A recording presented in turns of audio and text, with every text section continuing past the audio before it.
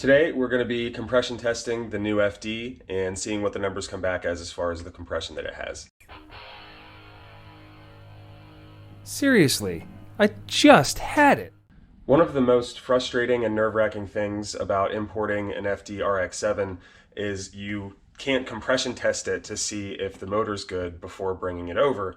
And so today we're going to be going through that process, and we're going to be compression testing the new FD and seeing what the numbers come back as. When you're doing a compression test on a rotary motor, you need to remove two of the spark plugs, either the trailing plugs, which are on the top, they're a little bit easier to get to, or the leading plugs, which are on the bottom. You need to remove either or, and you can put the tester into both of them. I like using the top ones, which are the trailing plugs. So that's what we're going to do. Another thing that I'm kind of weird about whenever I compression test a motor is I test it cold and I test it hot. So I come back with two sets of numbers. And I feel like this is a way of me of seeing if the seals are stuck and if they're not riding against where they need to be. And then once things get warmed up and everything's well lubricated and things expand and oil gets to where it needs to be, it gives me a better idea if there's a seal inside the motor that might be getting stuck somewhere. That's the way I like to do it.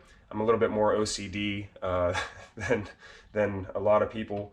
The first thing I'm going to do is test it cold, and then I'll put everything back together, fire it up, let it warm up, and then I'm going to test it hot after it runs for about 10 or 15 minutes and comes up to normal operating temperature. So here we have our rotary compression testing kit. It is rotarycompressiontester.com. I have used this kit several times. It's very easy to use, but if you own a rotary, this is well worth the investment.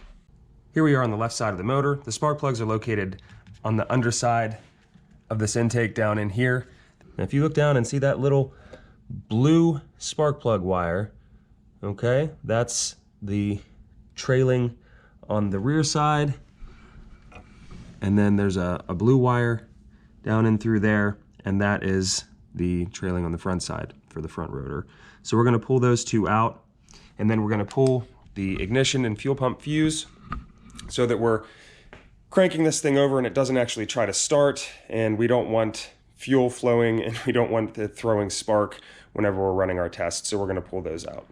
I've pulled the trailing plug out of the front rotor, and I was able to get to it just using a 3-inch extension and a 13/16 socket. But I've seen a lot worse looking spark plugs. Now we just need to pull the trailing plug out of the rear rotor.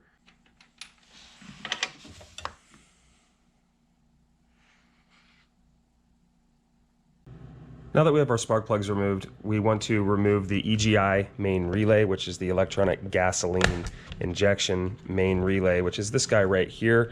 We're going to pull that out so that it's not shooting fuel while we're trying to do our compression test. Now that we're ready to start in on the compression test, you want to start up your rotary compression tester and let it sit for 3 minutes so that it can adjust to the barometric pressure in your area, because it'll read that. And while that's sitting for 3 minutes, I'm going to take my sensor and I'm going to screw it in on the front side. That's the one I'm going to test first. Something to keep in mind is you never want to connect the sensor to your wire on the tester while it's turned on, because you can damage the sensor. When you go to put your sensor in to your spark plug hole, you just want to hand tighten it. You don't need to Hercules the thing on there. Just hand tighten it, click it together, then turn it on. It'll say begin cranking. You want to hold the throttle wide open whenever you're doing this test, and you'll want to do the test until it comes back with numbers. You don't want to stop in the middle of things. I somehow managed to delete the footage for the cold compression test. The numbers came back for the front rotor as 122, 123, 122, and adjusted were 136, 137, 136. In the rear, the numbers came back as 121, 120, and 122, and adjusted was 135, 134, and 136. I pulled the car out, I let it warm up, come up to operating temperature. I waited for the fans to cycle once, and then I pulled it back in, and I did a hot compression test on things, and the numbers came up pretty good. Take a look.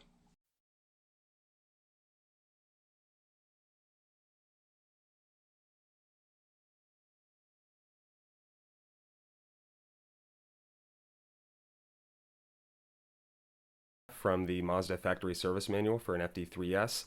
As you can see, at 250 RPMs cranking speed anything over 100 psi is good compression.